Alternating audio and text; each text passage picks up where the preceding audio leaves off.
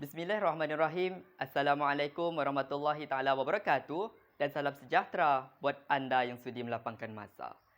Sekalung apresiasi dihulurkan buat penaraja acara Kombinasi Respektatif Kehakiman Teguh Saksama, Div-Div Kehormat yang Mulia, seterusnya warganet yang berbahagia. Datang tidak diundang, pulang tidak dihalang. Begitulah ungkapan mudah untuk merumuskan kisah penularan wabak COVID-19 yang telah mengubah segenap lanskap kehidupan manusia.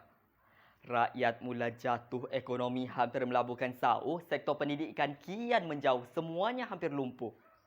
Lantaran menyedari hakikat ini, pelbagai strategi telah dirangka. Pelbagai usaha mulai direncana demi mengembalikan kehidupan kita yang telah dirampas oleh wabak yang berbahaya. Maka percayalah sekerat piawaian maudu' bicara, COVID-19, kita mesti menang. Meniti kewasitah Nirmala yang pertama, secara literal dan konseptual. COVID-19 kita mesti menang merupakan satu slogan kata atau simbolik harapan rakyat Malaysia dalam menentang penularan wabak COVID-19 daripada terus menular berdasarkan segala metodologi dan kerjasama yang telah diberi. Seruan ini mengajak dan mendesak kita untuk memberikan sokongan kepada pihak kerajaan agar segala yang diimpikan bukannya hanya sekadar angan-angan. Namun timbul titik persoalan. Bagaimanakah kita mampu menang untuk menentang virus yang menjadi dalang hingga kita hidup dalam keadaan tidak tenang? Maka hayatilah. Pragmatik pertama, prosedur operasi standard SOP diperketat, penularan wabak perlu disekat.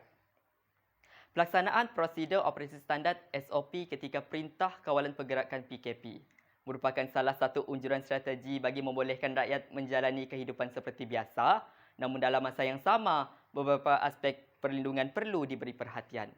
Misalnya pemakaian pelitup muka, mengimbas kod QR MySejahtera, pemeriksaan suhu badan dan penjarakan fizikal sekurang-kurangnya 1 meter. Namun setiap direncana tidak semestinya akan dituruti oleh semua. Satu persatu SOP dilanggar walaupun tetapan sudah dilonggar oleh si pentingkan diri yang bersifat ingkar. Ketua Pengarah Kesihatan Tan Sri Dr. Nur Hisham Abdullah menegaskan, pematuhan terhadap SOP wajar diteruskan meskipun program imunisasi COVID-19 peringkat kebangsaan sudah mula dilaksana. Lantaran itu, dasar memperketatkan SOP dan mempertingkatkan jumlah kompaun serta penalti merupakan idea yang boleh diadaptasi bagi memastikan rakyat kembali cakna, umpama memerah nyiur, santan diambil hampas dibuang dalam memberikan kerjasama lantas membantu dalam melandaikan jangkitan COVID-19.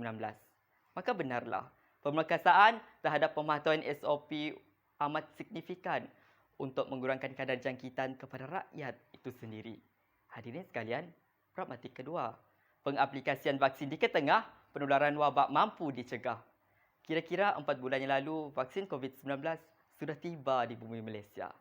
Program imunisasi COVID-19 kebangsaan PIK merupakan langkah perdana bagi memastikan seluruh penduduk di Malaysia menerima suntikan vaksin COVID-19 secara berleluasa. PIK terdiri daripada 3 fasa yang dimulai dengan pekerja barisan hadapan negara, kemudian diikuti dengan kumpulan berisiko tinggi seperti golongan tua dan fasa ketiga melibatkan orang dewasa serta golongan belia. Menurut Yang Amat Berhormat Tan Sri Muhyiddin Yassin, Perdana Menteri Malaysia, dalam petikan buku panduan program imunisasi COVID-19 kebangsaan, menegaskan vaksin ini akan diberikan secara percuma kepada seluruh warga negara dan bukan warga negara Malaysia. Walaupun begitu, masih ada dalam kalangan masyarakat yang tidak mengambil berat akan perkara ini. Malah, bagi golongan anti-vaksin pula, pelbagai dogma falasi dan konspirasi ciptaan sendiri menjadi spekulasi untuk menentang program imunisasi ini. Oleh itu, pihak kerajaan perlu menyediakan pelbagai platform untuk mendidik dan mendedahkan maklumat sahih mengenai keberkesanan vaksin COVID-19 dalam menentang pandemik ini secara keseluruhannya.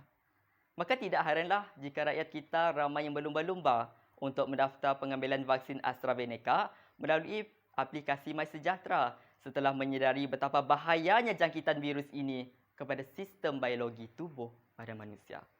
Tuntasnya, pengaplikasian vaksin kepada seluruh rakyat negara sememangnya akan mengurangkan risiko jangkitan COVID-19, lantas menjamin kehidupan rakyat akan kembali pulih seperti sedia kala. Hadirin sekalian, pragmatik ketiga, ekonomi digital diperkasa, risiko jangkitan mampu direda. Sesungguhnya, Ekonomi dunia kini mula dipacu oleh ekonomi digital. Dengan ongkos yang menjimatkan, rakyat Malaysia tidak takut untuk mengambil risiko bagi menjalankan ekonomi secara digital. Pertumbuhan ekonomi digital ini juga mampu meningkatkan pelaburan dari segi saham pelaksanaan dan pengeluaran sesuatu produk tempatan melalui keluaran dalam negara kasar KDNK negara Malaysia. Dalam konteks yang sama, ekonomi secara maya ini akan menggalakkan rakyat untuk berhijrah dalam mengamalkan transaksi secara digital seperti penggunaan dompet elektronik, perbankan internet, pindahan dana elektronik, sistem tunai elektronik dan sistem simpanan nilai dalam talian. Natijahnya, pendekatan dan penghijrahan rakyat ke arah ekonomi digital ini dapat mengurangkan risiko jangkitan COVID-19 kerana ia berupaya untuk meminimumkan pergerakan kita ketika melakukan sebarang aktiviti aliran kewangan. Kata orang, sambil menyelam minum air, sambil berdendang biduk hilir. Pemekasaan terhadap ekonomi digital ini bukan sekadar merancakkan perkembangan sektor ekonomi negara semata-mata, malah mampu memperlahankan kadar jangkitan COVID-19 melalui penggunaan teknologi dalam urusan jual beli. Hadirin sekalian, akhir kata, berat sama dipikul, ringan sama dijinjing, terendam sama basah, terambil sama kering, ke bukit sama didaki, ke lurah sama dituruni. Ayo, sebagai rakyat Malaysia yang jitu menjaga kesejahteraan negara tercinta, marilah sama-sama kita melunaskan tanggungjawab kepada negara dengan memberikan kerjasama sepenuhnya untuk melakar potret kecemerlangan negara dalam membendung penularan wabak yang berbahaya ini hingga ke akar umbi. Demi meraih padi masak, jagung mengupih. Sekian, terima kasih.